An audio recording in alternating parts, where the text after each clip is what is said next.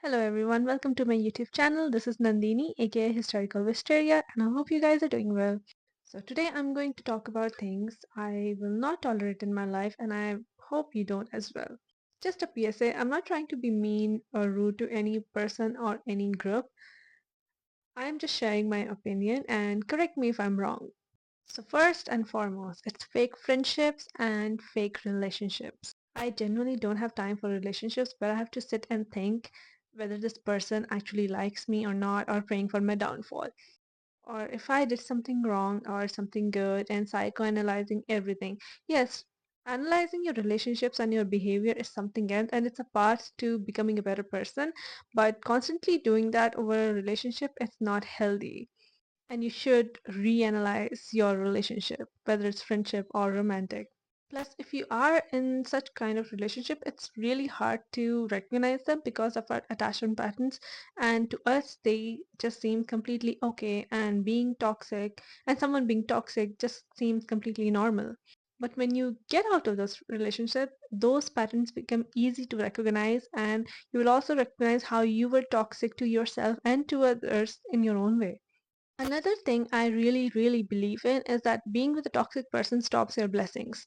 I believe everything is a butterfly effect and one thing leads to another. So, for example, if your friend is a junkie, what kind of person do you think you will become? And what kind of people do you think you will meet? And what parties will you attend? Similarly, you have no idea how many blessings you are stopping just by being with a toxic person and someone who's just not even right for themselves. Being with the right person, being in good relationships, healthy relationships, even if they don't lead you somewhere, they will help you in the long term. Plus, people who are not honest in the relationships will leave you insecure because they themselves are insecure, or leave you in a facade of lies. This does include people pleaser and people who are overly nice. Yes, they're nice people, but having no boundaries with them will leave you insecure because you will be dependent on them for your emotional needs, compliments, or validation. Being polite is nice, but lying to the people you don't even like and being with people you don't actually like, it's like wearing a mask full of lies all the time. So start being intentional with your relationships and friendships. Number two, toxic people. Having toxic people in your life, especially if you're a people pleaser, will leave you so behind and shallow because they are shallow, and the only way to meet them is at their shallowness. If you constantly attract toxic people, you need to start asking yourself in which part of my life, in which aspect of my life I'm lacking boundaries or have weak boundaries. Always remember, it's not always your fault. Toxic people goes to everyone. It's just a matter of fact that who is letting them stay. So they're gonna go to the next person they find available, and it's just a matter if that person is gonna let them stay in their life. They don't have boundaries either.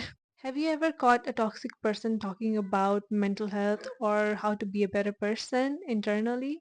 Yes, they want to do better in life, but have you ever heard them talk about character development so they can be a better partner in the relationships?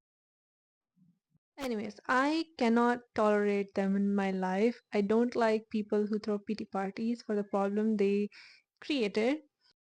I do empathize. I'm an empath. Empathizing with someone is something else, but have you ever heard someone talking about the same problem over and over without without taking any solid action towards it? Yes, that's what I call toxic, even if it's toxic towards themselves. If my friend ever do that, if they come up with the same problem like two times, I will guide them, but I would not let it be my problem. I would set strong boundaries with them. If they do want to take the advice, then good. If not, then they can handle their life on their own. My first initiative would be to help them, but if they don't take the help, if they are the problem, if they are the toxic one, then ciao, adios, goodbye. And the third point is no accountability or being toxic. Yes, I cannot tolerate being toxic or taking no accountability for my own actions. And you shouldn't as well. Emmanuel Levinas, a French philosopher, once said, everything starts with ethics.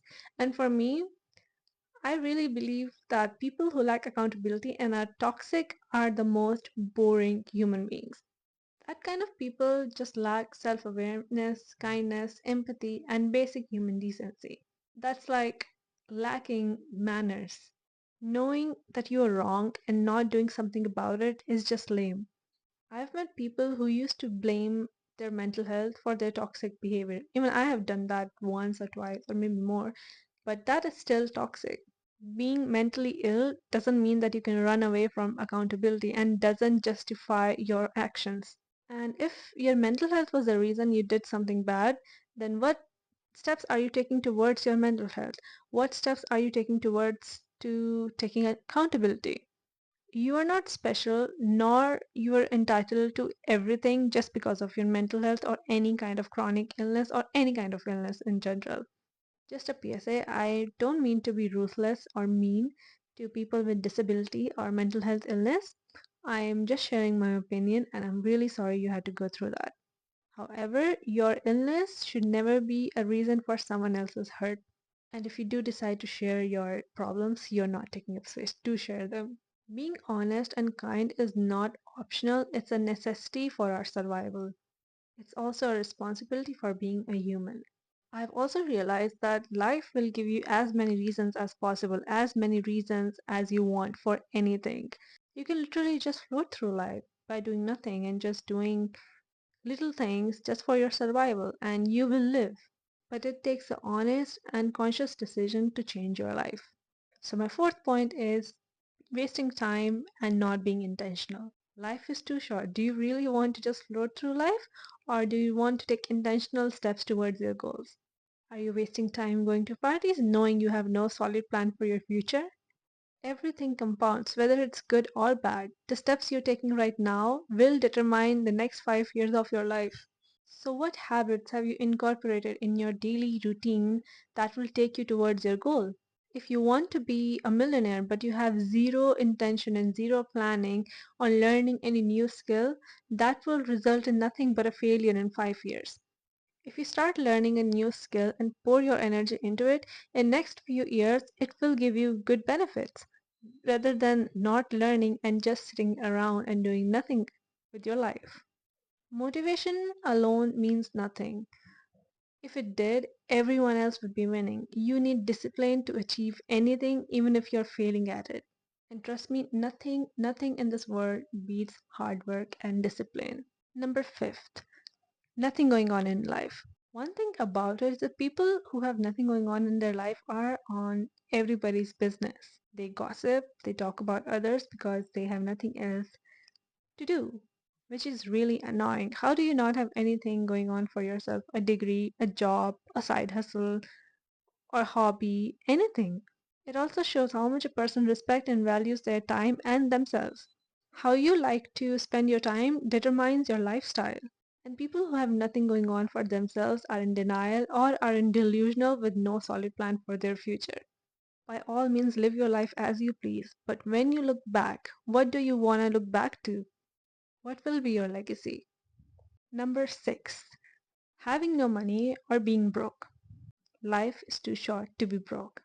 And I said what I said. I've had money, I've been broke, I've been careless, and I've been responsible. And trust me, having money wins every time. It not only boosts your bank account or gives you money, but also boosts your confidence and self trust that you can do anything. It builds self trust. That's why successful people are confident. It gives you security, and life is too short to not have amazing experiences. Next one is being a side chick or having a side chick. I don't think I need to say anything about this one.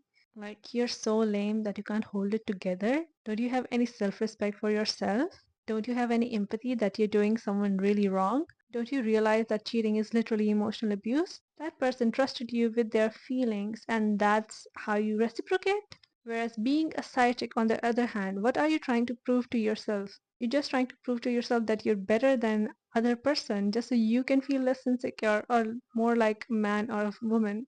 Like, you are so lame. Get it together and get a life. You guys are holding someone down just because your emotional needs can be met and the type of emotional needs that wasn't met when you were a kid.